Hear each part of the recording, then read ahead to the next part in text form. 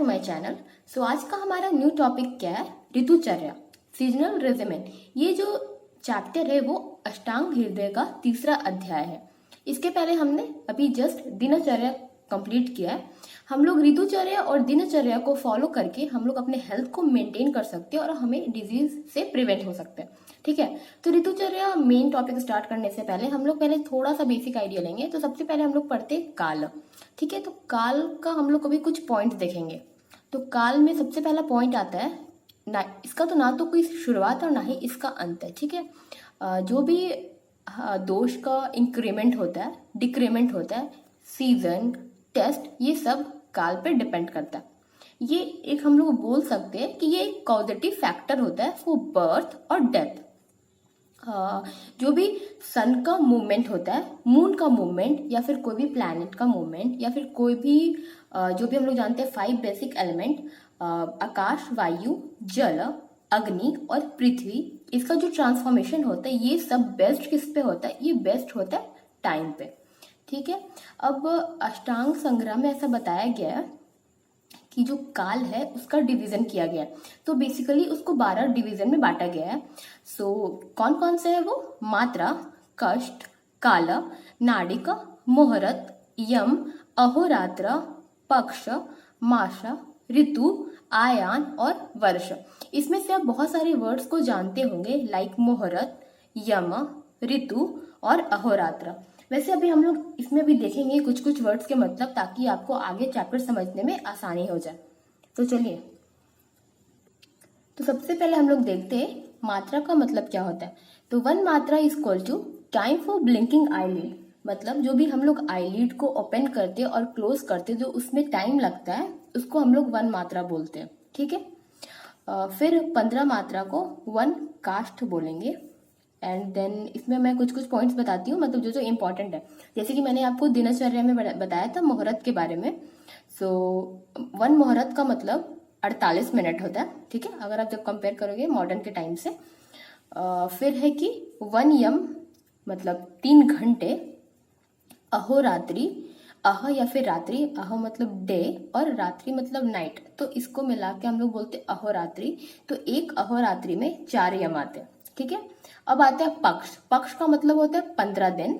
मास का मतलब होता है 1 महीना, मंथ। सीजन में ऋतु, जिसमें 2 मंथ आते हैं, 2 मास आते हैं।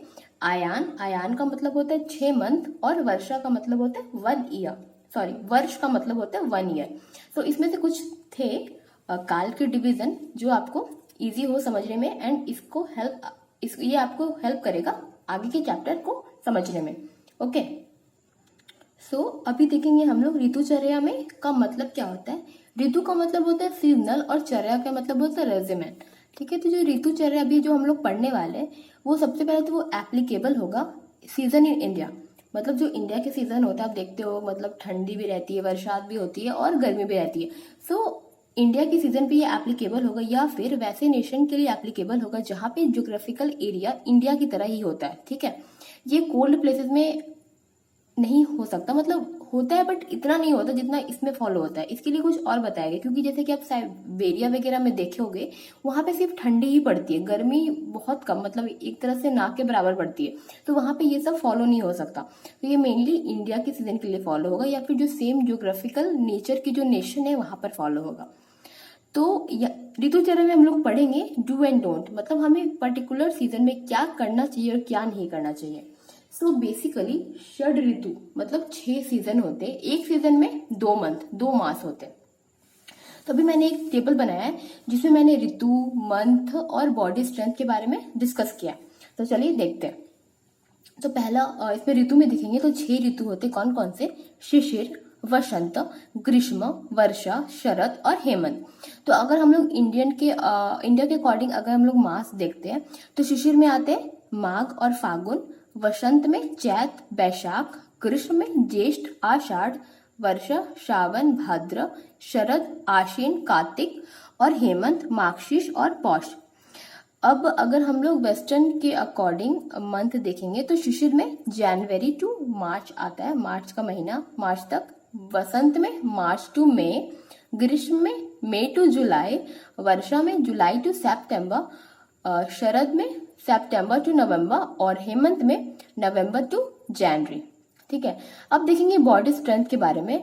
तो शिशिर ऋतु मतलब एक तरह से बोल सकती है बहुत ही ज्यादा कोल्ड सीजन होता है, तो इसमें बॉडी स्ट्रेंथ बहुत ही ज्यादा रहता है, इसलिए मैंने यहाँ पे 3+ दिखाया है। 3+ का मतलब बॉडी स्ट्रेंथ बहुत ज्यादा, 2+ का मतलब बॉडी स्ट्रेंथ उससे थोड़ा कम, और 1+ का मतलब बॉडी स्ट्रेंथ बहुत ही कम। तो शिशिर ऋतु में बॉडी स्ट्रेंथ बहुत ज्यादा होता है, वसंत में उससे थोड़ा कम होता है, ग्रीष्म में सबसे कम होता है, फिर वर्षा में ग्रीष्म ऋतु के बराबर स्ट्रेंथ होती है, शरद में फिर स्ट्रेंथ बढ़ने लगता है धीरे धीरे, और हेमंत में फिर ज्यादा हो जाता है एज लाइक शिशिर ऋतु। अब देखेंगे हम लोग काल, जिसको बेसिकली 2 में डिवाइड किया गया है। पहला है उत्तरायण और दूसरा है दक्षिणायन। तो उत्तरायण क्यों बोलेंगे, क्योंकि ये ऐसा पीरियड है जहां पे सन नॉर्थ की तरफ ट्रैवल करता है। ठीक है, इसमें जो सन के प्रॉपर्टीज होते हैं वो तीक्ष्ण, उष्ण और रुक्ष होते हैं। इसमें 3 ऋतु आता है उत्तरायण में, शिशिर, वसंत और ग्रीष्म। इसमें सन की रेस की वजह से जो कूलिंग प्रॉपर्टीज होता है वो कम होने लगता है, मतलब कूलिंग प्रॉपर्टीज वीक, और विद द हॉट रेज और विंड्स, मतलब सन के हॉट रेज मतलब तीखी किरणें और हवा की वजह से, और इस समय हवा बहुत ही ज्यादा हाई स्पीड हाई वेलोसिटी पे चलता है।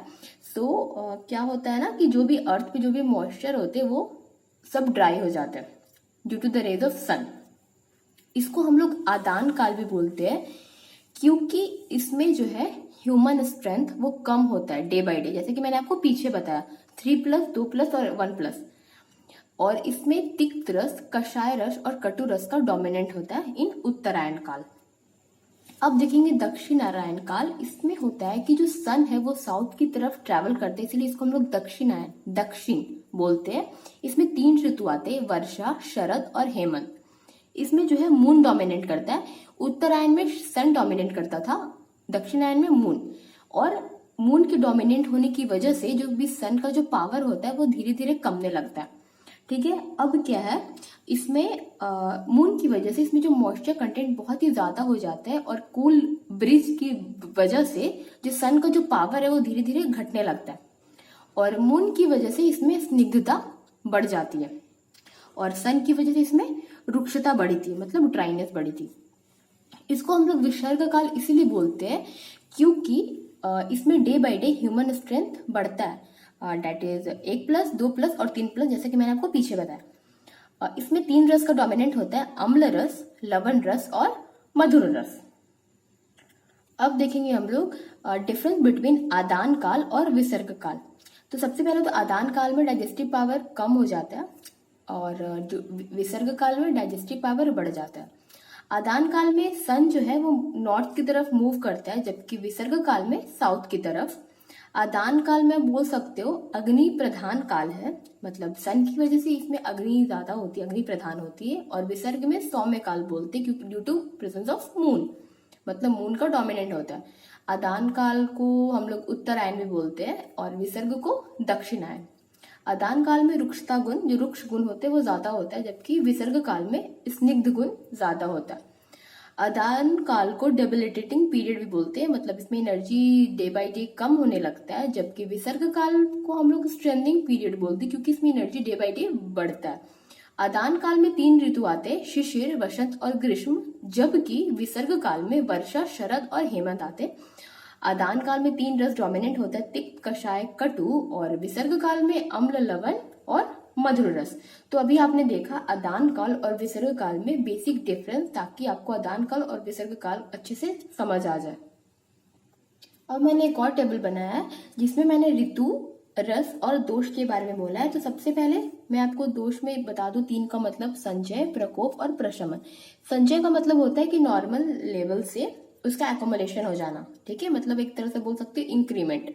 प्रकोप में इंक्रीमेंट के साथ साथ क्या होता है कि वो मतलब बाहर आने लगता है, मतलब वो अपने लोकेशन से बाहर आने लगता है, वो कोई और लोकेशन में जाने की स्थिति पे रहता है। और प्रशमन का मतलब होता है डिक्रीमेंट, आप बोल सकते हो। तो बेसिकली 6 ऋतु। तो सबसे पहले शिशिर ऋतु में क्या होता है, तिक्त रस का डोमिनेंट होता है, और इसमें कफ दोष का संचय होता है। उसी तरह वसंत ऋतु में कषाय रस का डोमिनेंट होता है और कफ दोष का प्रकोप होता है। ग्रीष्म ऋतु में कटु रस का डोमिनेंट होता है और दोष में वात का संचय होता है और कफ का प्रशमन होता है। वर्षा ऋतु में अम्ल रस का डोमिनेंट होता है और पित्त का संचय और वात का प्रकोप। शरद ऋतु में लवण रस का डोमिनेंट होता है और पित्त का प्रकोप और वात का प्रशमन। उसी तरह लास्ट आता है हेमंत ऋतु, जिसमें मधु रस का डोमिनेंट होता है और इसमें कफ दोष का संचय होता है और पित्त का प्रशमन होता है। So that's all for today. आगे के लेक्चर्स में हम लोग प्रत्येक ऋतु के बारे में देखेंगे कि हमें उस समय डू एंड डोंट्स क्या करना चाहिए, क्या नहीं करना चाहिए। So stay tuned guys for the latest videos and lecture. So that's all for today. See ya. Have a good day and thank you for watching.